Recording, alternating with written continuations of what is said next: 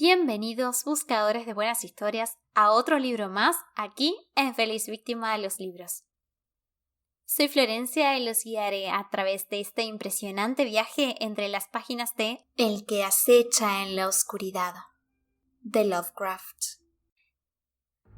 Dedicado a Robert Bloch.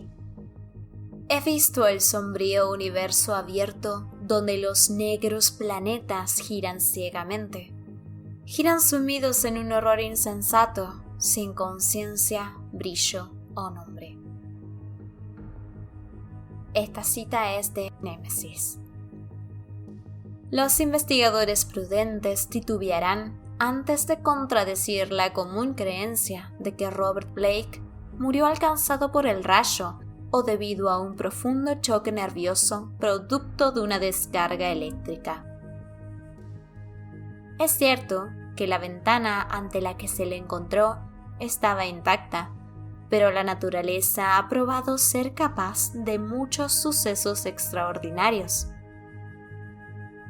La expresión de su rostro puede con facilidad ser debida a alguna oscura contorsión muscular sin relación alguna con lo que vio, mientras que las anotaciones de su diario son claramente el resultado de una imaginación fantástica, exaltada por algunas supersticiones locales y ciertos viejos asuntos por él exhumados. Y en lo tocante a las anómalas condiciones que se dan en la abandonada iglesia de Federal Hill, el analista perspicaz no tarda en atribuir todo eso a ciertas imposturas, conscientes o inconscientes, con las que a la postre y en parte estaba secretamente conectado el propio Blake. Porque después de todo, era un escritor y pintor volcado por completo en el campo de los mitos, el miedo, el terror y la superstición, siempre insaciable en su búsqueda de escenas y sucesos producidos por fuentes ajenas y espectrales. Su primera estancia en la ciudad, una visita realizada a un extraño anciano tan dedicado al oculto y lo prohibido como él mismo, terminó entre la muerte y las llamas, y debió ser algún morboso instinto el que le hizo volver de nuevo desde su residencia de Milwaukee. Debía conocer previamente las viejas historias, no importa lo que diga en su diario, y su muerte debió cercenar de raíz algún prodigioso montaje destinado a tener más tarde su reflejo literario. No obstante, entre aquellos que han examinado y cotejado todas las pruebas por él reunidas, se encuentran algunos que se inclinan por teorías menos racionales y trilladas. Estos son dados a atribuir valor a gran parte de lo registrado en el diario de Blake y apuntan como significativos ciertos hechos, como son la indudable existencia de los archivos de la vieja iglesia, la realidad verificada de la repudiada y heterodoxa secta del saber estelar con anterioridad a 1877, la desaparición probada de un inquisitivo reportero de nombre Edwin M. Lillibridge en 1893, y sobre todo la expresión de miedo monstruoso y transfigurado que congeló el rostro del joven escritor en el momento de su muerte. Fue uno de los que creían en sus afirmaciones el que, movido por el fanatismo, lanzó a la bahía la piedra de curiosos ángulos y su caja de metal, extrañamente adornada, que se había encontrado en el campanario de la vieja iglesia. El campanario, negro y sin ventanas, y no la torre donde en un principio decía el diario de Blake que se hallaba la piedra. Aunque objeto de censura, tanto pública como privada, ese hombre, un médico de renombre aficionado al folclore extraño, asegura haber librado a la tierra de algo demasiado peligroso como para que pudiera ser dejado sobre su superficie. El lector habrá de escoger por sí mismo entre esas dos escuelas de opinión. Los periódicos han dado ya los detalles más significativos desde un ángulo escéptico, dejando a otros la descripción de todo tal y como Robert Blake lo vio o pensó ver o pretendió ver. Ahora, estudiando a fondo el diario desapasionadamente y tomándonos nuestro tiempo, resumiremos la oscura cadena de sucesos desde el mentado punto de vista de sus principales actores. El joven Blake volvió a Providence en el invierno de 1934-1935, alquilando el piso superior de una vetusta morada sita en un herboso patio de College Street, en la cima de la gran colina oriental cercana al recinto de la Universidad Brown y detrás de la marmórea biblioteca John Hay. Era un lugar acogedor y fascinante, en un pequeño oasis ajardinado de antigüedad local, donde grandes gatos amistosos tomaban el sol subidos a los tejadillos. La cuadrada casa de estilo georgiano tenía un tejado con tragaluces, portal clásico con lumbrera en abanico, ventanas de rombos y todas las demás señas de identidad que marcan la factura de los primeros años del siglo XIX.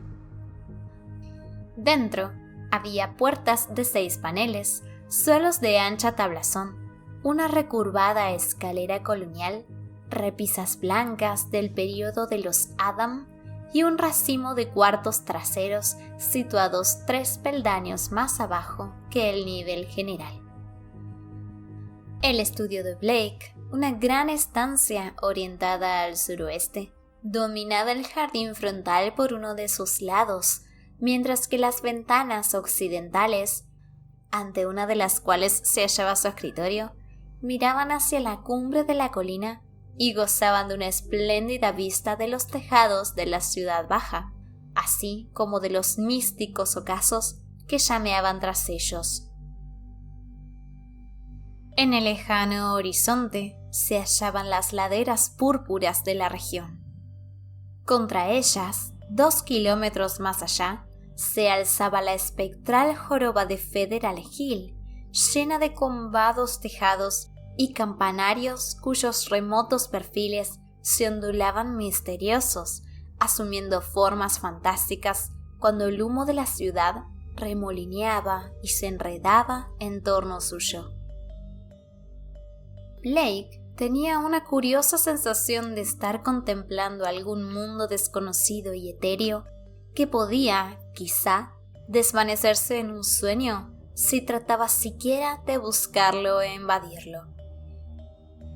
Habiendo trasladado desde su casa la mayor parte de los libros, Blake se compró algunos muebles antiguos para colmar sus estancias y se aposentó para pintar y escribir, viviendo solo y atendiendo él mismo las tareas domésticas.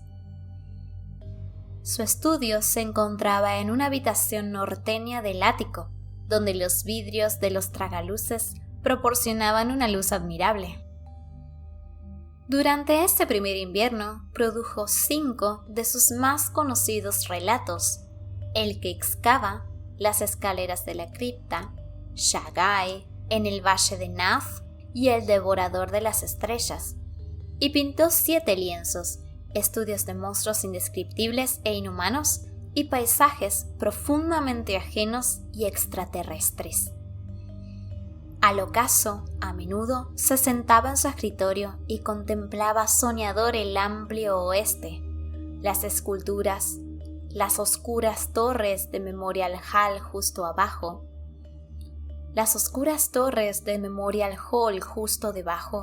el campanario del Tribunal Georgiano, los altos pináculos de la zona comercial y esa colina reluciente y coronada de chapiteles en la distancia, cuyas desconocidas calles y buhardillas laberínticas tan poderosamente despertaban su imaginación.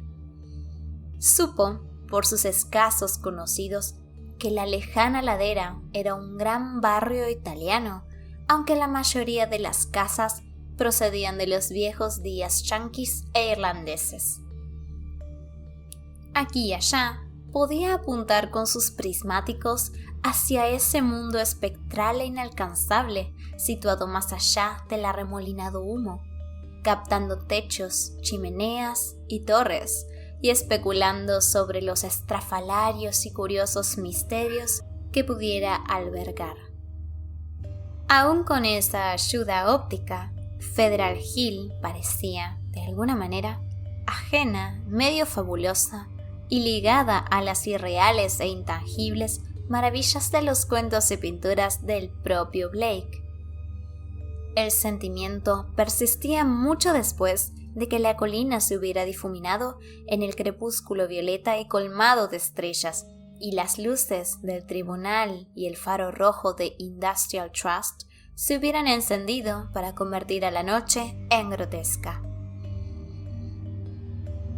De todo lo que se divisaba en la lejanía de Federal Hill, cierta iglesia, oscura e inmensa, fascinaba sobremanera a Blake.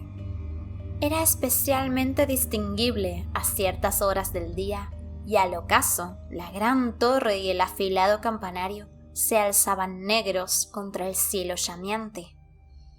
Parecían hallarse en suelo especialmente alto, ya que la tenebrosa fachada y el lado norte, visto en oblicuo, con su techo inclinado y la parte alta de las grandes ventanas puntiagudas, descollaban sobre la maraña de tejados y chimeneas que lo rodeaban.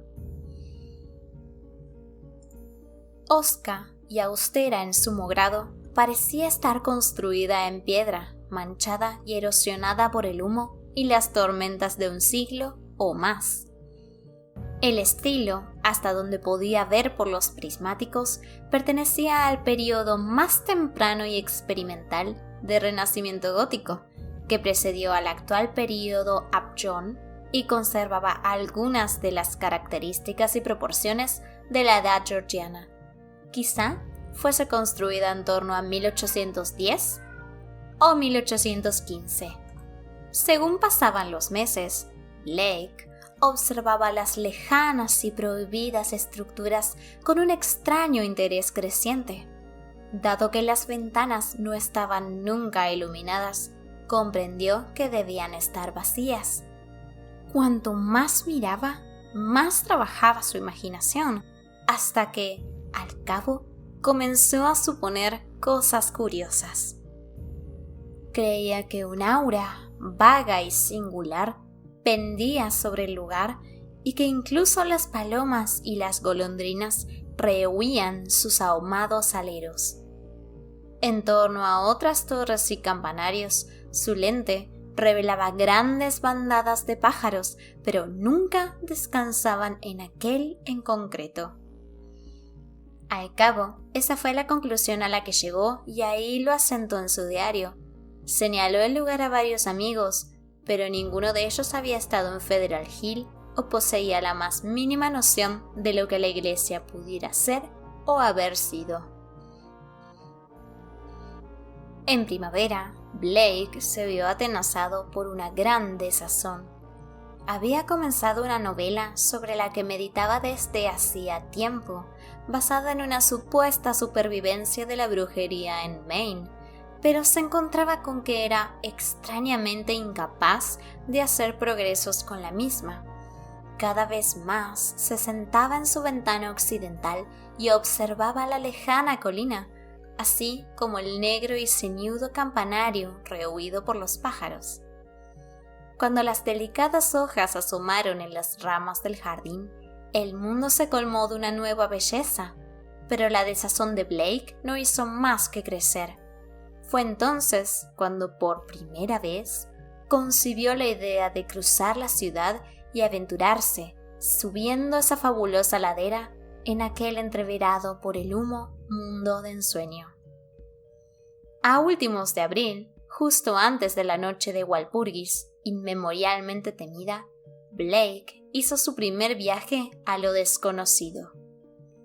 Caminando a través de las inacabables calles de la zona comercial y de las plazas desoladas y en decadencia que había más allá, llegó por último a la avenida ascendente, con sus escaleras carcomidas por el tiempo, hundidos porches dóricos y cúpulas empañadas que le dieron la sensación de pertenecer a aquel mundo, largo tiempo conocido y sin embargo inalcanzable, que se hallaba más allá de las brumas. Había sucios letreros callejeros, blancos y azules, que nada le decían, y enseguida se percató de los rostros oscuros y extraños de los ociosos, así como de los escritores extranjeros, colocados sobre curiosas tiendas, en edificios parduzcos y castigados por la decadencia. En ninguna parte pudo encontrar nada de lo visto desde lejos, por lo que de nuevo fantaseó con la idea de que la Federal Hill que había visto en la distancia era un mundo onírico que no estaba llamado a ser hollado por pie humano alguno. Aquí y allá aparecía la castigada fachada de una iglesia o un chapitel ladeado, pero nunca la ennegrecida masa que veía de lejos. Cuando preguntó a un tendero acerca de una gran iglesia de piedra, el hombre sonrió y agitó la cabeza, aunque sabía inglés de sobra. Según Blake subía más arriba, el lugar se iba haciendo más y más extraño, con desconcertantes laberintos de callejones parduzcos y amenazadores que llevaban más y más hacia el sur. Cruzó 2 o 3 avenidas grandes, y en cierta ocasión creyó ver una torre familiar. Otra vez preguntó a un comerciante acerca de una gran iglesia de piedra, y esta vez hubiera jurado que la pretensión de ignorancia era fingida. Por el rostro oscuro del hombre pasó una mirada de miedo que trató de ocultar, y Blake vio que hacía un curioso signo con su mano derecha. Luego, de repente, un negro chapitel se alzó contra el cielo nuboso, a su izquierda, sobre hileras de tejados pardos que delimitaban los enmarañados callejones sureños. Blake supo al punto qué era y fue hacia allá, a través de las callejas míseras y sin pavimentar que ascendían a partir de la avenida. 2 veces se extravió, pero no se atrevió a preguntar a ninguno de los patriarcas ni a las matronas que se sentaban a la puerta de sus casas, ni a ninguno de los chicos que gritaban y jugaban en el barro de las oscurecidas callejas. Al fondo vio perfilarse la torre contra el suroeste y una masa de piedra que se alzaba oscura al final de un callejón. Al momento se vio en una plaza abierta, de curioso empedrado, con un gran muro inclinado en su extremo más lejano. Aquel era el final de la búsqueda, ya que, sobre el rellano amplio, con verja y lleno de hierbajos que se hallaba sobre el muro, un mundo separado y menor que se alzaba su buen 1,80 m sobre las calles circundantes, se levantaba una masa hosca y titánica sobre cuya identidad, a pesar de que era la primera vez que la veía desde esta perspectiva, no podía haber duda. La vacía iglesia se encontraba en estado de gran decrepitud. Algunos de los altos contrafuertes de piedra se habían derrumbado y varios delicados remates yacían medio perdidos entre los matojos y las hierbas, pardos y abandonados. Las ennegrecidas ventanas góticas estaban casi intactas, aunque muchas de sus columnillas habían desaparecido. Blake se preguntó cómo podían haber sobrevivido aquellos cristales de tétricas pinturas en vista de los más que conocidos hábitos de los chiquillos de la vecindad. En torno al borde del muro inclinado, cerrando por completo el terreno, había una herrumbrosa verja de hierro cuya puerta, situada al final de un tramo de peldaños que partían de la plaza, estaba obviamente candada. El camino que iba de la puerta al edificio estaba sepultado bajo las malas hierbas. La decadencia y la desolación pendían como un dosel sobre todo el lugar, y ante los aleros sin pájaros y los muros negros y desprovistos de hiedra, sintió algo vagamente siniestro que no podía definir. Había muy poca gente en la plaza, pero Blake vio a un policía en el extremo norte, y se aproximó para preguntarle por la iglesia. Era un irlandés grande y agradable, y resultó extraño que hiciera poco más que esbozar el signo de la cruz y mostrar que la gente nunca hablaba de ese edificio. Cuando Blake insistió, dijo apresuradamente que los curas italianos ponían a todos en guardia contra el edificio, jurando que una monstruosa maldad había morado una vez allí y dejado su marca. Él mismo había oído oscuros rumores sobre el mismo de labios de su padre, que recordaba ciertos sonidos y habladurías de su infancia. Había habido allí antaño una secta maligna, una secta sin ley que invocaba espantosos seres procedentes de desconocidas cimas de oscuridad. Hizo falta un buen sacerdote para exorcizar a lo convocado, aunque lo sabía que afirmaban que con la luz bastaba. Si el padre O'Malley aún viviera, podría contar muchas cosas. Pero ahora no había nada que hacer, excepto mantenerse alejados. Ya no albergaba a nadie, y sus dueños estaban muertos o lejos. Habían huido como ratas, tras de que corrieran amenazadores historias en el 77. Cuando la gente comenzó a reparar en cómo las personas desaparecían de vez en cuando en la vecindad. Algún día la municipalidad daría el paso y se haría con la propiedad por falta de herederos, pero nada bueno le vendría a nadie que tuviera relación con aquello. Cuando el policía se marchó, Blake se quedó mirando la sombría masa del campanario. Le excitó el hecho de que aquella estructura resultase tan siniestra para otros como para él, y se preguntó qué grado de verdad podía haber detrás de los viejos cuentos que el guardia le había repetido. Lo más probable es que se tratasen de viejas leyendas provocadas por el maligno aspecto del lugar, pero aún así, era como una extraña invasión en la vida real de una de sus propias historias. El sol de la tarde asomó detrás de las dispersas nubes, pero parecía incapaz de iluminar esos muros manchados y llenos de hollín del viejo templo que se remontaba sobre su alto rellano. Resultaba extraño que el verde de la primavera no hubiera tocado los pardos y marchitos arbustos de ese patio alto y cercado de hierro. Blake se encontró bordeando el área, al tiempo que examinaba el muro inclinado y la verja oxidada, en busca de posibles vías de acceso. Había una terrible atracción en ese ennegrecido templo, algo que lo hacía irresistible. La verja no mostraba aberturas cerca de la escalera, pero hacia el lado norte había algunas barras sueltas. Podía subir la escalera y circundar por el angosto borde de afuera, por la verja, hasta llegar al hueco. Si de veras la gente temía tanto el lugar, nadie se opondría a su paso. Estaba al pie del muro y casi dentro de la verja antes de que nadie pudiera verlo. Luego, al mirar hacia abajo, constató que la poca gente que había en la plaza se apartaba y hacía con la mano derecha el mismo signo que hiciera el tendero de la avenida. Algunas ventanas se cerraron y una mujer gorda salió como una flecha a la calle para arrastrar algunos mocosos al interior de una casa desvencijada y sin pintar. El boquete en la verja era muy fácil de pasar, y enseguida Blake se encontró deambulando entre los podridos y retorcidos matojos del patio abandonado. Aquí y allá, gastados muñones de lápidas le indicaban que había habido entierros allí, pero por lo visto debió ser hacía mucho tiempo. La inmensidad de la iglesia era, ahora que se encontraba tan cerca, opresiva, pero se hizo fuerte y se acercó a tantear las 3 grandes puertas de la fachada principal.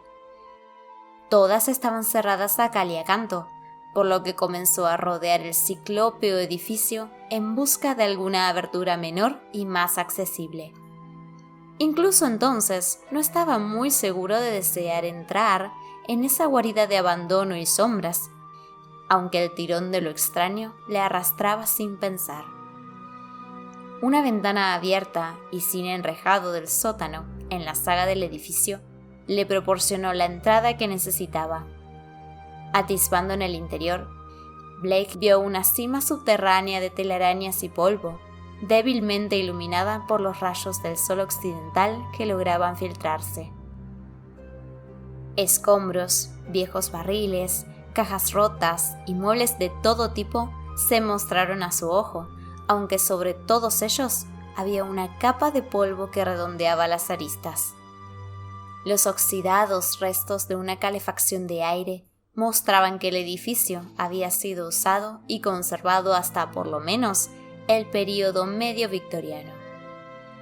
Actuando casi sin intención consciente, Blake reptó a través de la ventana y se descolgó hasta el suelo de cemento, lleno de escombros y alfombrado de polvo. El sótano abovedado era inmenso, sin tabiques, y en una esquina, lejana y a la derecha, vio una negra arcada que llevaba sin duda hacia arriba.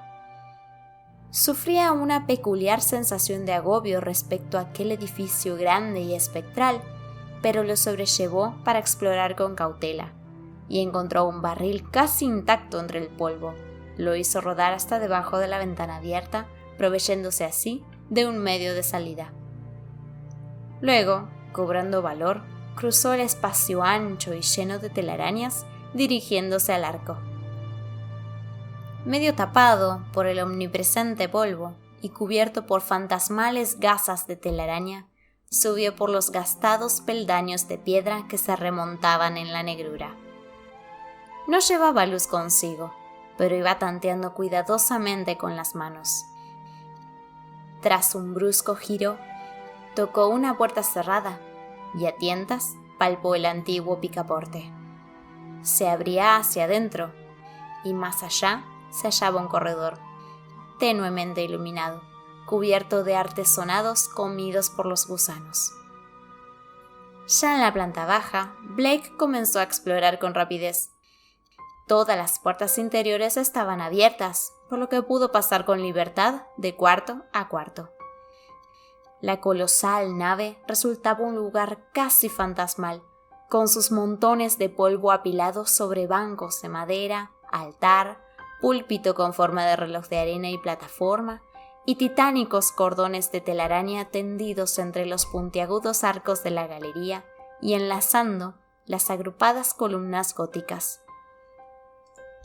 En esa silenciosa desolación danzaba una espantosa luz plomiza, fruto de los rayos que el poniente sol vespertino lanzaba a través de los extraños y medio ennegrecidos cristales de las grandes ventanas del ábside. Las pinturas de esas ventanas estaban tan oscurecidas por el hollín que Blake apenas pudo entrever lo que representaban, pero de lo poco que consiguió ver, llegó a la conclusión de que no le gustaban nada.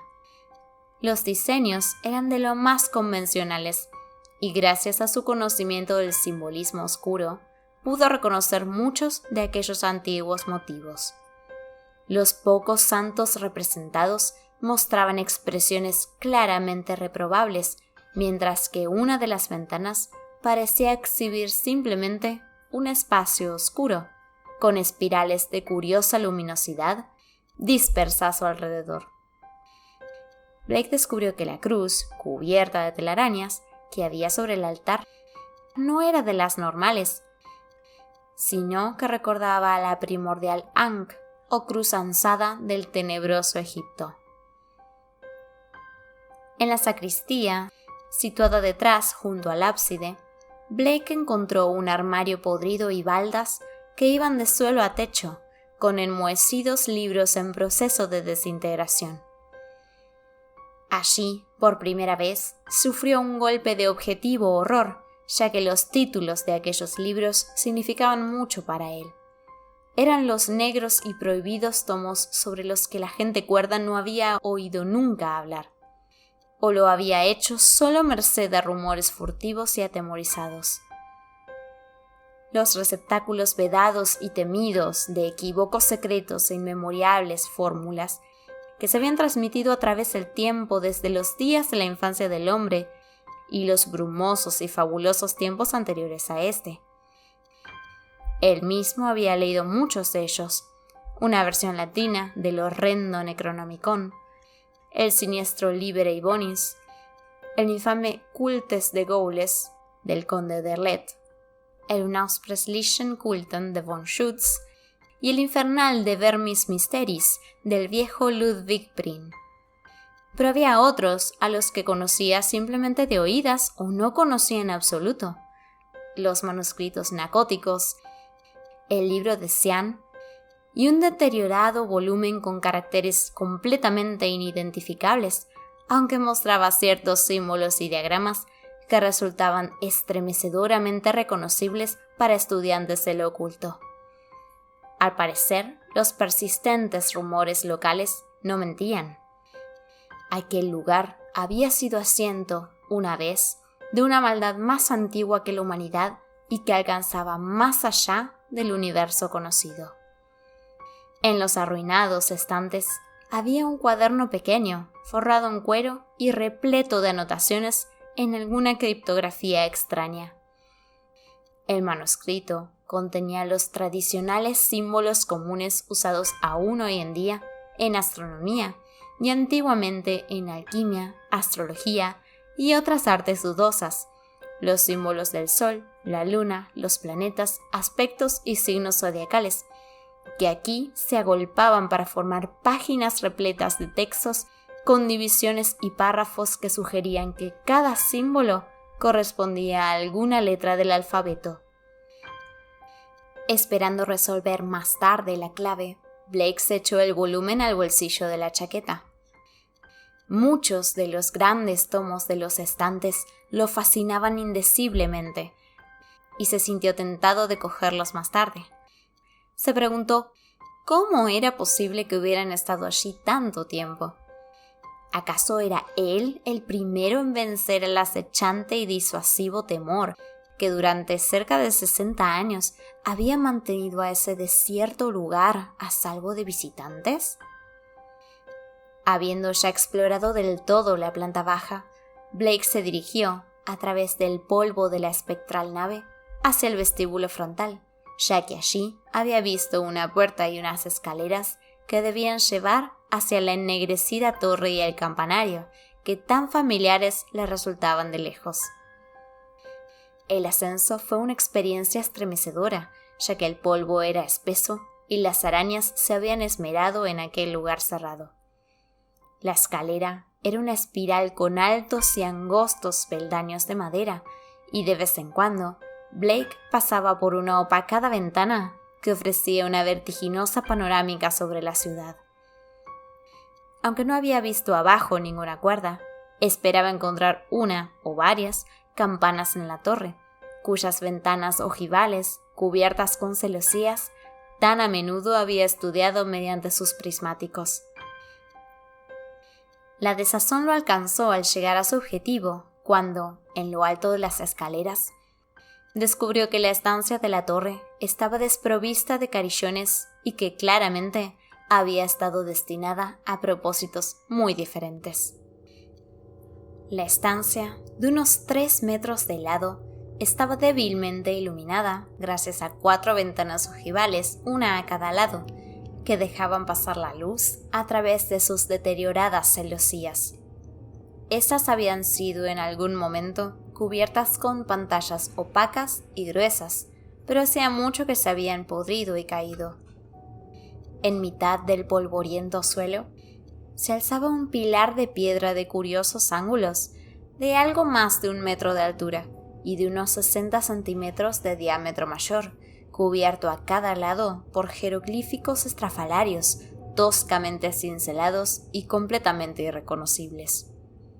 Sobre ese pilar descansaba una caja de metal de forma peculiarmente asimétrica. Su tapa estaba abierta y el interior mostraba lo que, bajo el polvo de decenios, podía ser un objeto ovoide o irregularmente esférico de unos 15 centímetros. En torno al pilar, formando grosso modo un círculo, había 7 sillas góticas de alto respaldo, prácticamente intactas, mientras que detrás de ellas, a lo largo de los muros cubiertos de madera oscura, había 7 imágenes colosales de yeso pintado de negro, ya en muy mal estado, y que recordaban, más que otra cosa, a los crípticos megalitos tallados de la misteriosa isla de Pascua. En una esquina de la habitación, cubierta de telarañas, una escala tallada en el muro llevaba a la cerrada trampilla del campanario que, desprovisto de ventanas, se situaba encima. Al ir acostumbrándose Blake a la débil luz, se percató de los extraños bajorrelieves de la curiosa caja abierta de metal amarillo. Acercándose, trató de limpiar el polvo con sus manos y el pañuelo, y descubrió que las figuras mostradas eran de una especie monstruosa y totalmente ajena, representando entidades que, aunque aparentemente vivas, no guardaban semejanza alguna con ninguna forma de vida que hubiera existido nunca sobre este planeta. La casi esfera de 15 centímetros resultó ser un poliedro prácticamente negro y estriado de rojo, con multitud de superficies planas e irregulares. Un curioso cristal de alguna especie, o quizá un mineral artificialmente tallado y pulido. No tocaba el fondo de la caja, ya que estaba suspendido por medio de una banda de metal que ceñía su ecuador, con algunos soportes de extraño diseño que iban horizontalmente hacia los ángulos de las caras interiores de la caja, cerca del borde. Esa piedra, una vez expuesta, ejerció sobre Blake una fascinación casi alarmante. Apenas podía apartar los ojos de ella, y según miraba sus resplandecientes superficies, casi imaginó que era transparente, con mundos de prodigio a medio formar en su interior. En su mente flotaban imágenes de orbes alienígenas con grandes torres de piedra y otros mundos con montañas titánicas y sin vestigios de vida, y espacios aún más remotos donde solo una agitación en la vaga negrura hablaba de la presencia de conciencia y vida. Cuando apartó la vista, se percató de un singular montón de polvo situado en una esquina lejana, cerca de la escala del campanario.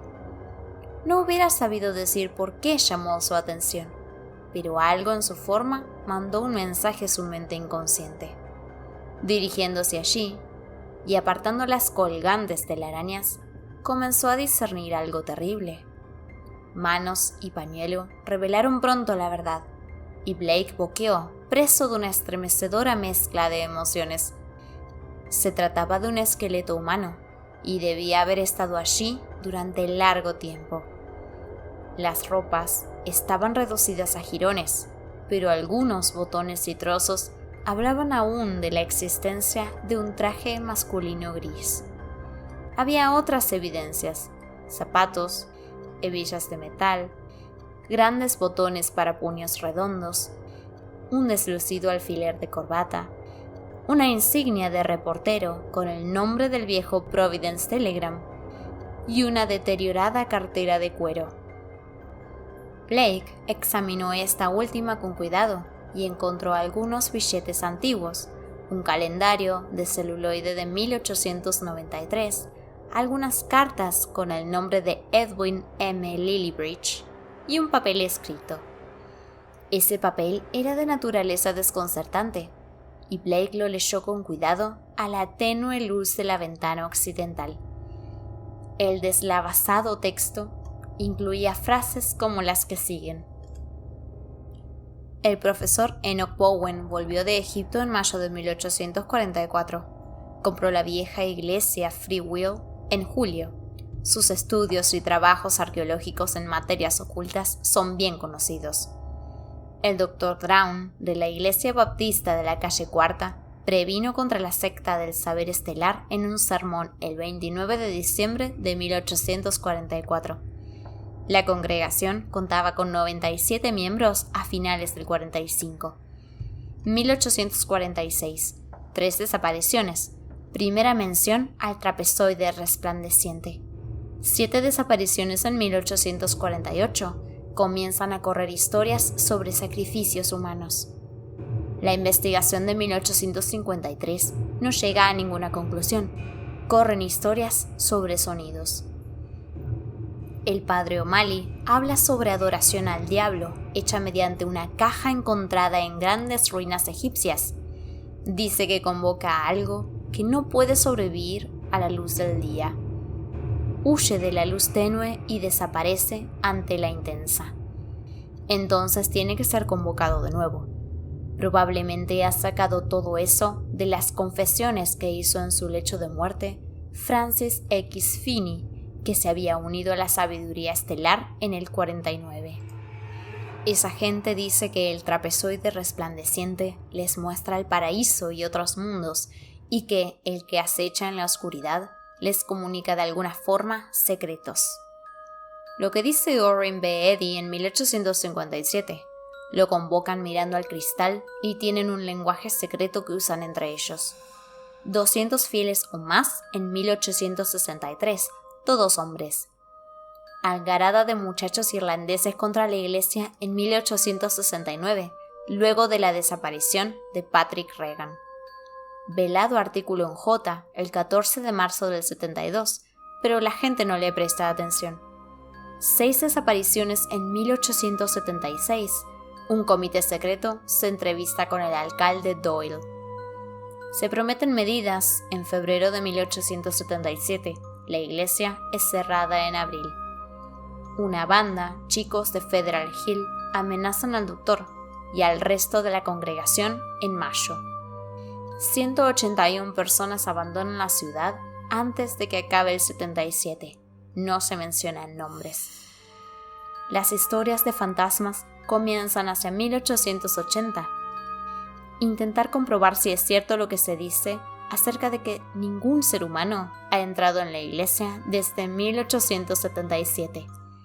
Pedir a Lanigan la fotografía del lugar tomada en 1851. Devolviendo el papel a la cartera y metiéndose esta última en la chaqueta, Blake se volvió a observar el esqueleto en el polvo. Las implicaciones de las notas no estaban claras, y no había duda de que ese hombre había invadido el abandonado edificio hacía 42 años en pos de una noticia periodística que nadie antes se había atrevido a buscar. Quizá nadie estaba al tanto de su plan, quién sabe, pero lo cierto es que nunca había vuelto al periódico. ¿Acaso un temor heroicamente reprimido se había impuesto para matarlo de un fallo cardíaco? Blake se detuvo sobre los descarnados huesos y estudió su estado. Algunos estaban malamente quebrados y los sabía que parecían extrañamente disueltos en los extremos. Otros se veían extrañamente amarillentos, con una vaga sugestión de chamuscado. Esa quemazón se manifestaba también en algunos de los jirones de ropa. La calavera se encontraba en un estado de lo más peculiar. Manchada de amarillo, con una abertura de bordes quemados en lo alto, como si algún ácido poderoso hubiera comido el hueso sólido. Lo que le había ocurrido al esqueleto durante aquellas 4 décadas de silencioso abandono en aquel lugar era algo que Blake no podía ni imaginar. Antes de darse cuenta de lo que hacía, estaba mirando a la piedra de nuevo y dejando que su curiosa influencia despertase un nebuloso despliegue en su mente. Vio procesiones de figuras con túnicas y capuchas, cuyas siluetas no eran humanas, y observó interminables leguas de desiertos contra las que se recortaban monolitos tallados y altísimos. Vio torres y muros en negras profundidades submarinas y vórtices de espacio en los que retazos de negra bruma flotaban ante tenues resplandores de fría neblina púrpura. Y más allá de todo eso, tuvo el atisbo de una infinita cima de oscuridad, en la que formas sólidas y semisólidas eran detectables tan solo por sus rabiosas agitaciones, y nebulosas tramas de fuerza parecían entremezclar orden y caos, ofreciendo una clave para todas las paradojas y arcanos del mundo conocido. Luego, todo aquel hechizo quedó roto por un ataque de corrosivo e intangible miedo-pánico. Blake, estremecido, se apartó de la piedra, consciente ahora de que había alguna informe presencia ajena cerca de él, observándolo con horrible resolución. Se sentía en contacto con algo que no era la piedra, sino que lo observaba a través de ella. Algo que podía seguirlo sin descanso, con un sentido que no era el de la física visión. Sin duda, aquel lugar estaba afectando sus nervios, lo que no era de extrañar dado su horrible descubrimiento. La luz se desvanecía también, y ya que no tenía medios de alumbrarse, tendría que marcharse enseguida. Fue entonces, en el postrer crepúsculo, cuando pensó detectar un débil trazo de luminosidad en la piedra de locos ángulos. Había tratado de no mirarla, pero alguna oscura compulsión atrajo sus ojos hacia ella. ¿No había alguna sutil fosforescencia radiactiva en aquella cosa? ¿Qué era lo que decían las notas del muerto acerca de un trapezoide resplandeciente? ¿Y qué era, además, aquel nicho de cósmica maldad? ¿Qué había ocurrido allí y qué podía estar aún al acecho en las sombras rehuidas por los pájaros? Parecía ahora como si un esquivo toque de fetidez se hubiese alzado, aunque no había fuente aparente para el mismo. Blake cogió la tapa de esa caja tanto tiempo abierta y la cerró. Giró con facilidad sobre sus extrañas bisagras y volteó por completo sobre la piedra, ahora inconfundiblemente brillante. A la par que el agudo clic del cierre, se escuchó un amortiguado agitar que parecía llegado de la eterna negrura del campanario encima, más allá de la trampilla. Ratas, sin duda alguna, los únicos seres vivientes que se habían mostrado en aquel maldito lugar desde que había entrado.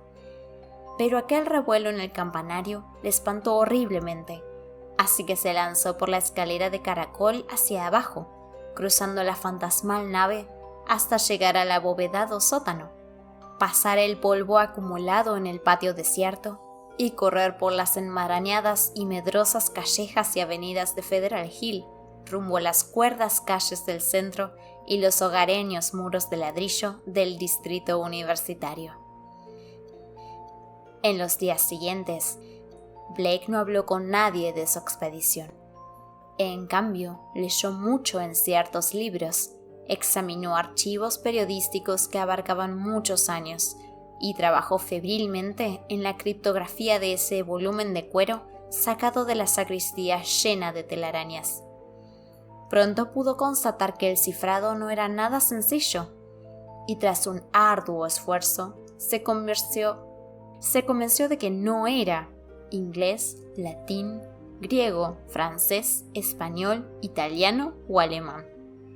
Evidentemente, tendría que bucear en los más profundos pozos de su extraña erudición. Cada tarde volvía a él el viejo impulso de mirar al oeste y contemplaba el negro campanario como algo pretérito que asomase entre los erizados tejados de un mundo lejano y medio fabuloso. Pero ahora sentía también una nueva nota de terror. Conocía la herencia de maligno saber que enmascaraba, y con tal conocimiento, su visión se desbocaba por caminos nuevos y extraños. Los pájaros de la primavera habían vuelto, y él, mirando sus vuelos al ocaso, imaginaba que rehuían aún más que antes la aguda y lejana aguja. Cuando una bandada se aproximaba, le parecía que giraban y se dispersaban en confusión pánica, e imaginaba los gorjeos salvajes que no llegaban a sus oídos debido a los kilómetros interpuestos. Fue en junio cuando el diario de Blake registra su triunfo sobre la clave. Descubrió que el texto estaba en el oscuro lenguaje Clo, usado por ciertos cultos de maligna antigüedad y con el que se había topado varias veces en investigaciones previas. El diario se muestra extrañamente reticente sobre lo que Blake logró descifrar, pero resulta patente que éste había quedado espantado y aturdido por lo descubierto. Había referencias a el que acecha en la oscuridad, que despierta cuando alguien mira dentro del trapezoide resplandeciente, y locas conjeturas sobre las negras cimas de caos desde las que había sido convocado. El ser es descrito como depositario de todo conocimiento, ansioso de sacrificios monstruosos. Algunas de las anotaciones de Blake muestran miedo de que el ser, que parecía poder ser convocado mediante una mirada, volviera a rondar el mundo, aunque añadía que las luces callejeras formaban una barrera que no podía traspasar. Hablaba a menudo del trapezoide resplandeciente, describiéndolo como una ventana a todo tiempo y espacio, y consignando su historia desde los días en que fue fabricado en el oscuro Shuggoth, antes incluso de que los antiguos llegasen a la Tierra. Fue colocado y atesorado en su curiosa caja por los seres crinoideos de la Antártida, rescatado de sus ruinas por los hombres serpiente de Valusia y contemplado, eones más tarde, en Lemuria por los primeros seres humanos. Cruzó extrañas tierras y extraños mares y se hundió con la Atlántida antes de que un pescador minoico lo sacara en su red y lo vendiera a los cetrinos mercaderes de la sombría Kem. El faraón Nefren-Ka construyó en torno suyo un templo con una cripta sin ventanas, lo que hizo que su nombre fuera borrado de todo monumento y toda crónica. Luego durmió en las ruinas de ese maligno recinto, destruido por los sacerdotes y el nuevo faraón, hasta que la pala de los excavadores lo sacó, una vez más, para esparcir su maldición entre la humanidad. A principios de julio, los periódicos suministraron una extraña confirmación a las anotaciones de Blake, aunque lo hizo de forma tan breve y casual que solo el diario logra establecer la conexión. Al parecer, nuevos terrores rondaban Federal Hill desde que un forastero había invadido la temida iglesia. Los italianos hablaban de desacostumbrados chirridos y golpes y rasguños en el oscuro campanario sin ventanas, y recurrían a sus sacerdotes para ahuyentar a un ser que rondaba sus sueños. A veces, decían, se quedaba acechando a una puerta, esperando que estuviese lo bastante oscuro como para cruzar. Los artículos mencionaban las seculares supersticiones locales, pero no fueron capaces de arrojar mucha luz sobre ese nuevo avatar del horror. Estaba claro que los jóvenes reporteros contemporáneos no eran muy duchos en historia. Al consignar todo eso en su diario, Blake expresaba una curiosa especie de remordimiento y menciona el deber de enterrar el trapezoide resplandeciente y espantar lo que había evocado, dejando entrar la luz del día en ese odioso chapitel. Al mismo tiempo, no obstante, mostraba la peligrosa extensión de su fascinación y admitía una ansia morbosa, presente incluso en sus sueños, por visitar la torre maldita y contemplar de nuevo los cósmicos secretos de la piedra resplandeciente. Luego, una noticia en el Journal matutino del 17 de julio provocó en el escritor un verdadero horror febril. Se trataba tan solo de una variante de aquellos reportajes medio humorísticos sobre la inquietud que sacudía Federal Hill, pero para Blake supuso algo terrible. Durante la noche, una tormenta eléctrica había averiado el alumbrado de la ciudad durante una buena hora. Y en ese negro intervalo, los italianos se habían vuelto casi locos de miedo. Aquellos que vivían cerca de la temida iglesia habían jurado que el ser del campanario se había aprovechado de la falta de luces callejeras para bajar a la nave de la iglesia, aleteando y golpeteando de una forma viscosa y sumamente horrible. Al final, había vuelto a la torre, donde se oyeron sonidos de cristal roto. Podía ir a donde quiera que hubiese oscuridad, pero la luz le hacía siempre huir. Cuando volvió la corriente, hubo una estremecedora conmoción en la torre, ya que incluso el débil resplandor que se filtraba a través de las ventanas oscurecidas por la mugre y cubiertas con pantallas era demasiado para el ser. Golpeó y se escurrió hacia su tenebroso campanario justo a tiempo, ya que una buena dosis de luz podría haberlo enviado de vuelta al abismo del que aquel loco forastero le había sacado. Durante la hora de oscuridad, un gentío que rezaba se había congregado en torno a la iglesia bajo la lluvia, con velas y lámparas que protegían, mediante paraguas y papeles, una guardia de luz dispuesta a proteger a la ciudad de la pesadilla que rondaba en la oscuridad. En cierta ocasión, aquellos que estaban más cerca de la iglesia declararon que la puerta exterior se había sacudido en forma espantosa. Pero ni siquiera eso fue lo peor. Esa tarde, en el boletín, Blake leyó lo que los periodistas habían encontrado. Conscientes por fin del fenomenal valor de todas esas noticias, un par de ellos habían desafiado a las frenéticas multitudes de italianos, reptando al interior de la iglesia a través de la ventana del sótano, luego de tratar en vano de abrir las puertas. Se encontraron con que el polvo del vestíbulo y de la espectral nave estaba removido de forma muy singular, así como con restos de cojines podridos y del forro de satén de los bancos dispersos por todas partes. Aquí y allá había manchas amarillentas y lugares que parecían chamuscados. Al abrir la puerta que llevaba a la torre y detenerse un momento ante la sospecha de un sonido de rasguños arriba, descubrieron que la estrecha escalera espiral había sido limpiada por el paso de algo. En la propia torre reinaban condiciones similares. Hablaron acerca de la columna de piedra heptagonal, las sillas góticas alrededor y de las estrafalarias imágenes de yeso, aunque, cosa extraña, nada mencionaron acerca de la caja de metal, ni del viejo y mutilado esqueleto. Lo que más perturbó a Blake, dejando de lado el asunto de las manchas y las quemaduras, así como el mal olor, fue ese detalle final que explicaba el sonido de cristales rotos.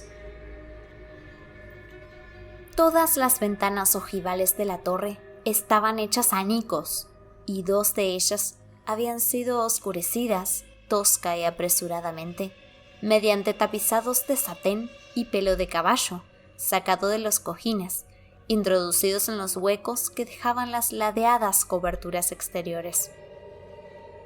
Más fragmentos de satén y montones de crines yacían dispersos en torno al suelo recién barrido, como si alguien hubiera sido interrumpido cuando trataba de devolver a la torre a la absoluta negrura, propia de los días en que estaba totalmente guardada por cortinas. También había manchas amarillentas y trozos quemados en la escala que llevaba al chapitel sin ventanas. Pero cuando un periodista ascendió por ella, abrió la trampilla horizontal y proyectó un débil rayo de luz a través de aquel espacio negro y de una extraña fetidez, nada vio, excepto oscuridad y una heterogénea pila de fragmentos informes acerca de la abertura. El veredicto fue, por supuesto, de superchería. Alguien había gastado una broma a los supersticiosos habitantes de la colina, o puede que algún fanático se hubiera aprovechado de esos miedos para sus propios fines. Quizá, incluso alguno de los más jóvenes y sofisticados habitantes del lugar habían montado una elaborada broma a costa del mundo exterior. Hubo un divertido colofón cuando la policía envió a un agente a corroborar tales informes. 3 hombres, uno tras otro, encontraron la forma de zafarse de esa misión, y el cuarto, que se mostró de lo más reacio, volvió enseguida y sin nada que añadir a lo comunicado por los periodistas. De ahí en adelante, el diario de Blake muestra una creciente marea de insidioso horror y aprehensión nerviosa. Se recrimina por no hacer nada y especula extravagantemente sobre las consecuencias que pudiera tener otro corte eléctrico. Se ha constatado que en 3 ocasiones, durante tormentas con relámpagos, telefoneó, bastante alterado, a la compañía eléctrica para inquirir acerca de las medidas de emergencia a tomar contra un corte del suministro. Cada 2 por 3, sus anotaciones vuelven sobre el hecho de que los reporteros no llegaron a encontrar la caja de metal ni el viejo esqueleto tan extrañamente dañado durante su exploración de la ensombrecida estancia de la torre. Suponía que habían retirado ambas cosas, aunque ¿a dónde? ¿Y quién? ¿O qué? Lo había hecho. Era algo sobre lo que no podía especular. Pero sus peores miedos le concernían a él mismo y a la especie de impía ligazón que existía entre su mente y ese horror acechante del lejano campanario, ese ser monstruoso y nocturno al que su imprudencia había convocado desde las supremas negruras del espacio. Parecía sentir una atracción constante que arrastraba su voluntad, y testigos de esa época recuerdan cómo se sentaba abstraído en su escritorio y miraba por la ventana hacia esa lejana colina cubierta de chapiteles y situada más allá de los remolineantes humos de la ciudad. Hay una mención a la noche en que despertó para descubrirse completamente vestido en la calle y yendo cuesta abajo por College Hill hacia el oeste. Una y otra vez se reafirmaba en la idea de que el ser del campanario sabía dónde hallarlo. La semana siguiente al 30 de julio es recordada como el momento en que se produjo el desplome parcial de Blake. No se vestía y pedía la comida por teléfono. Los visitantes reparaban en las cuerdas que tenía cerca de la cama y él se justificaba diciendo que el sonambulismo le había obligado a atarse cada noche los tobillos con la idea de que lo retendrían o lo despertarían antes de desatarse. En su diario habla de la espantosa experiencia que lo llevó al colapso. Luego de acostarse por la noche del 30, se había encontrado, de repente, moviéndose a tientas por un espacio casi completamente oscuro. Todo lo que podía ver eran líneas cortas, débiles y horizontales de luz azulada, oler un hedor que lo impregnaba todo y escuchar una curiosa sarta de débiles y furtivos sonidos encima de él. Cada vez que se movía, tropezaba con algo, y a cada sonido le llegaba una especie de ruido en respuesta encima de su cabeza, un vago remover, mezclado con el cauteloso deslizar de madera sobre madera. Tanteando, sus manos fueron a topar con un pilar de piedra sin nada encima, y más tarde se encontró aferrando los travesaños de la escalera tallada en el muro para trepar hacia arriba, hacia algún lugar lleno de un intenso hedor, desde donde surgía un cálido abrasador soplo que golpeaba contra él. Ante sus ojos se desplegó una caleidoscópica gama de fantasmales imágenes que se disolvían a intervalos en la visión de un inmenso e insondable abismo nocturno en el que giraban soles, mundos e incluso una negrura aún más profunda. Recordó las antiguas leyendas del caos supremo, en cuyo centro se aposenta el dios ciego e idiota, Azathoth, señor de todas las cosas, rodeado por su maleable horda de bailarines amorfos y sin mente, acunado por los agudos y monótonos sones de demoníacas flautas tocadas por zarpas indescriptibles. Luego, un fuerte sonido procedente del mundo exterior se abrió paso a través de su aturdimiento y le hizo consciente del tremendo horror de la posesión en la que se hallaba. ¿Qué fue exactamente? Nunca lo supo. Quizá algún tardío estallido de los fuegos artificiales que se escuchaban durante todo el verano en Federal Hill, cuando sus habitantes festejaban a sus diversos patronos o a los santos de sus pueblos natales en Italia. En cualquier caso, lanzó un alarido, se dejó caer frenéticamente por la escalera y fue dando tumbos a ciegas por el suelo cubierto de escombros a lo largo de aquella estancia casi oscuras en la que se hallaba. Supo de inmediato qué lugar era aquel y se lanzó sin demora por la estrecha escalera de caracol, tropezando y golpeándose a cada vuelta. Hubo una carrera de pesadilla a través de una nave inmensa llena de telarañas, cuyos fantasmales arcos se sumían en una oscuridad acechante. Un pasar a ciegas a través de un sótano cubierto de escombros y el ascenso a regiones exteriores llenas de aire y luces callejeras, así como una loca fuga por una espectral colina de buhardillas torcidas.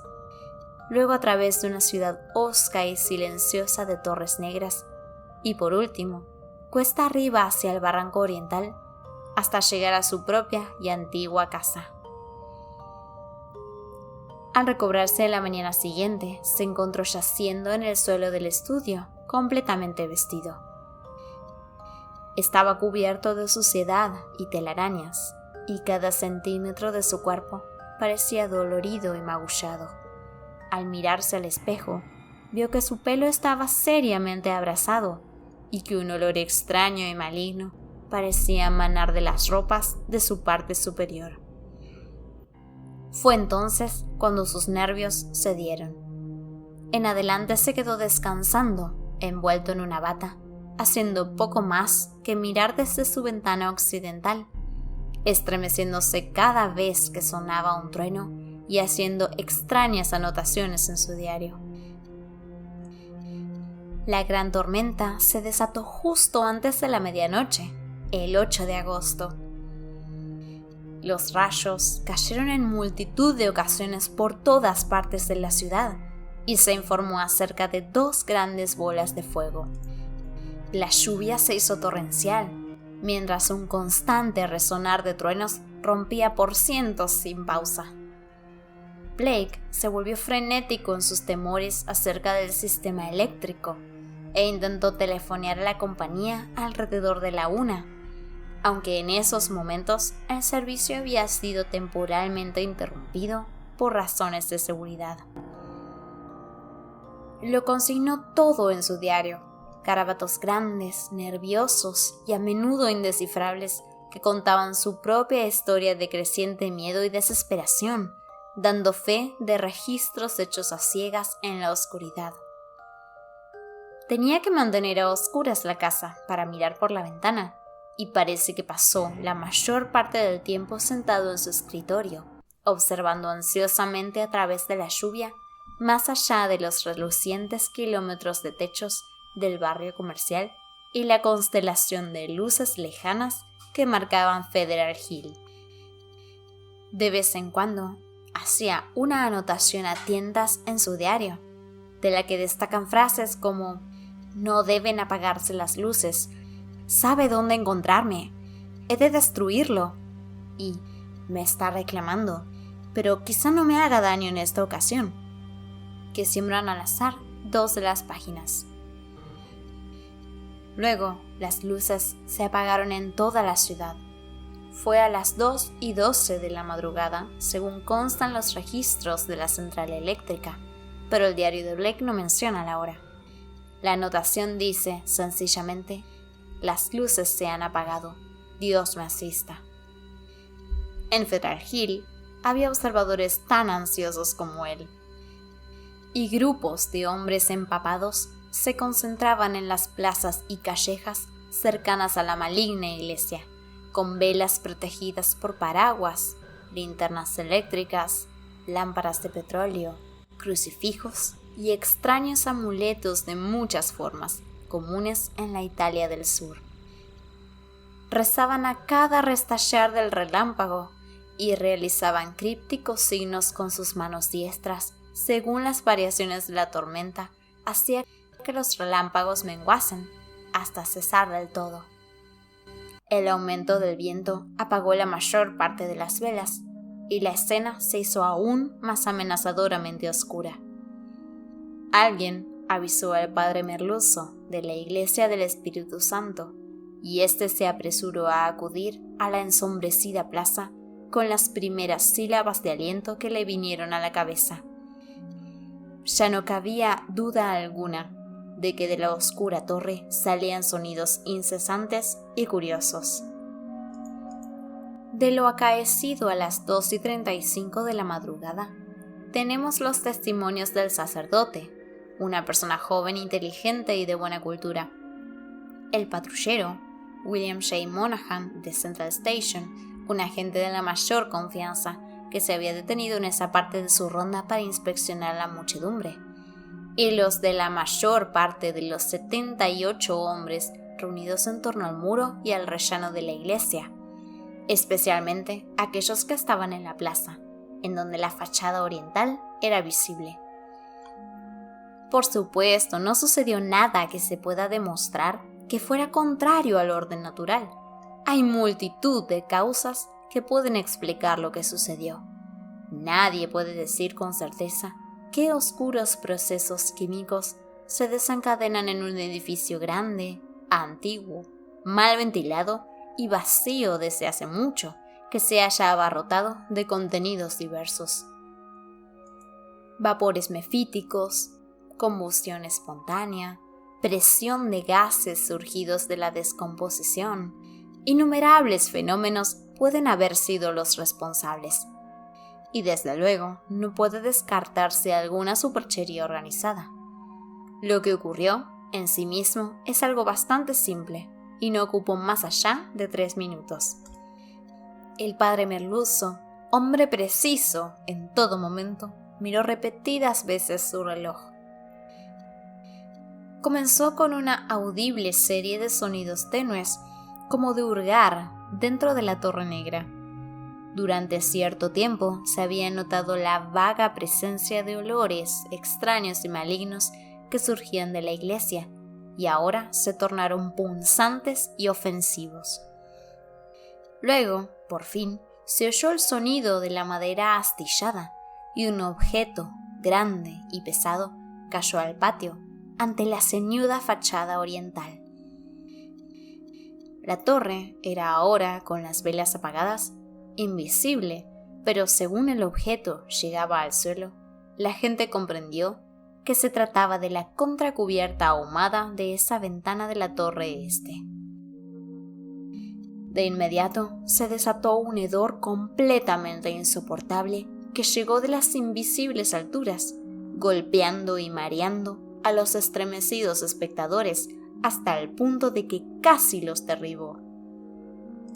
Al mismo tiempo, el aire tembló con la agitación de unas alas y un brusco viento de levante, más violento que cualquier ráfaga anterior, arrancó los sombreros y arrebató los goteantes paraguas de la multitud. Nada definido se pudo ver en la noche sin velas, aunque algunos espectadores que miraban hacia arriba creyeron entrever un gran y difuso borrón de negrura más densa recortarse contra el cielo como tinta, algo así como una informe nube de humo que se lanzó con meteórica velocidad hacia el este. Eso fue todo. Los observadores se quedaron medio petrificados de miedo, espanto y desazón, y apenas sabían qué hacer o siquiera si había algo que hacer. No sabiendo qué había sucedido, no descuidaron su vigilancia, y un momento más tarde entonaron una plegaria cuando el gran destello de un tardío relámpago, seguido de un estruendo ensordecedor, desgarraron los cielos abiertos. Media hora más tarde cesó la lluvia, y un cuarto de hora después las luces callejeras volvieron a encenderse, permitiendo que los cansados y mojados observadores se volvieran aliviados a casa. Los periódicos del día siguiente hicieron escasa mención a todo eso. en comparación con lo que informaron sobre la tormenta en general. Al parecer, el gran relámpago y el estruendo ensordecedor consiguiente de Federal Hill fueron aún más lejos, al este, donde también se notó un efluvio de singular hedor. El fenómeno fue más potente sobre College Hill, donde el impacto despertó a todos cuanto dormían y los llevó a una delirante sucesión de especulaciones. De entre los que estaban ya despiertos, solo unos pocos vieron anormal el relámpago cerca de la cima de la colina o se percataron de la inexplicable ráfaga de aire que casi arrancó las hojas de los árboles y las plantas de los jardines. Se llegó a la conclusión de que el solitario y repentino rayo debía haber impactado en la vecindad, aunque no se encontró ningún daño más tarde. Un joven de la fraternidad Tau Omega creyó haber visto una grotesca y espantosa masa de humo en el aire, justo al desatarse el relámpago previo, pero su apreciación no ha sido constatada. Los escasos observadores coinciden, no obstante, en el violento soplo del oeste y en la ola de intolerable hedor que precedió al posterior impacto, al tiempo que es igualmente general la apreciación tocante al olor a quemado que siguió al impacto. Todo esto fue discutido con sumo cuidado debido a su probable relación con la muerte de Robert Blake. Estudiantes de la casa Psi Delta, cuyas ventanas superiores miraban al estudio de Blake, se fijaron en la desdibujada cara que se asomaba a la ventana oeste la mañana del 9 y se preguntaron qué era lo raro en esa expresión. Cuando vieron el mismo rostro y en la misma posición por la tarde, se preocuparon y esperaron a ver si encendía las luces de ese departamento. Más tarde llamaron a ese piso a oscuras y por último un policía forzó la puerta. El cuerpo rígido estaba sentado en el escritorio junto a la ventana y cuando los que entraron vieron los ojos vidriosos y desorbitados y las señales de un miedo terrible y convulsivo en las retorcidas facciones, sintieron un enfermizo desfallecimiento. Poco después, el médico forense lo examinó y pese a las ventanas intactas, dictaminó que la causa de la muerte era un choque eléctrico o un golpe nervioso causado por una descarga. Pasó por alto la espantosa expresión, achacándola con toda probabilidad a la profunda conmoción experimentada por una persona de imaginación tan anormal y emociones tan desbocadas. Dedujo la existencia de tales cualidades a partir de los libros, pinturas y manuscritos hallados en el apartamento y de las anotaciones ciegamente garabateadas en el escritorio del diario. Blake había seguido sus frenéticos apuntes hasta el final y encontraron el lápiz con la punta rota en su crispada mano derecha. Las notas posteriores al apagón resultaban totalmente deslavazadas y solo en parte legibles. A partir de ellas, ciertos investigadores han sacado conclusiones que difieren enormemente del prosaico dictamen oficial, pero es difícil que tales especulaciones sean creídas por mentes conservadoras. La postura de tales teóricos no se ha visto para nada ayudada por la acción del supersticioso Dr. Dexter, que lanzó la curiosa caja y esa piedra angulosa, un objeto que es cierto que era parcialmente luminosa, como se pudo constatar en el negro campanario sin ventanas donde fue encontrado, al canal más profundo de la bahía de Narragansett. Casi todos achacan esos apuntes finales y frenéticos a la excesiva imaginación y al desorden nervioso de Blake, agravados por el conocimiento del maligno culto cuyos estremecedores restos había descubierto. Estas son las anotaciones, o lo que puede sacarse en claro de ellas. Las luces siguen apagadas. Deben haber pasado ya 5 minutos. Todo depende de los relámpagos. Shadid quiera que se mantengan. Alguna influencia parece asomar detrás de todo esto. La lluvia y los truenos y el viento son ensordecedores. El ser se está apoderando de mi mente. Problemas con la memoria. Veo cosas que nunca conocí. Otros mundos y otras galaxias. Oscuridad. Los relámpagos parecen oscuridad y la oscuridad, luz.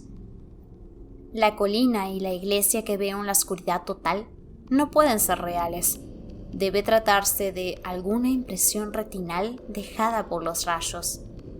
Quiera el cielo que los italianos estén allí con sus velas si cesan los relámpagos. ¿De qué tengo miedo?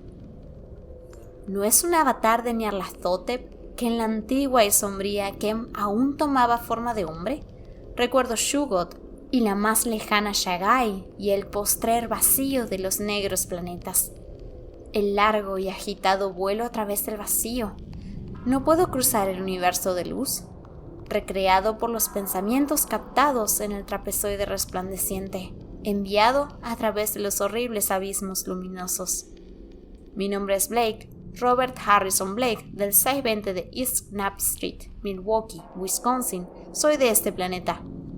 Azathoth se apiade de mí. Ya no relampaguea. Horrible.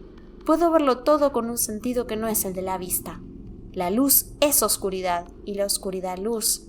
Esa gente en la colina, guardia, velas y amuletos, sus curas. Ha desaparecido la percepción de las distancias. Lejos es cerca y cerca lejos. No hay luz ni cristal. Veo ese campanario, esa torre. Puedo oír. Roderick Asher, ¿estoy loco o volviéndome loco? La cosa está arañando y tanteando en la torre. Soy el ser y el ser soy yo. Quiero salir, debo salir y unir las fuerzas. Sabe dónde estoy. Soy Robert Blake, pero veo la torre en la oscuridad. Hay un olor monstruoso. Los sentidos mutan. Las contraventanas de esa torre ceden y caen. Ya, Nagai, Ig. Lo veo, viniendo, viento infernal, mancha titánica, alas negras. Yog-Sothoth se apiade de mí. Ese ardiente ojo de 3 lóbulos. Este fue El que acecha en la oscuridad, de Lovecraft. Si querés seguir viendo este tipo de audiolibros en YouTube, apóyame con un me gusta y suscríbete, que me ayudaría muchísimo. Seguinos también en Instagram, donde subimos contenido diario relacionado. Si te ha gustado y no puedes esperar a escuchar los siguientes capítulos, apretá la campanita, así YouTube te avisa cuando subo los próximos capítulos. Y me despido de ustedes, buscadores de buenas historias. Hasta la próxima.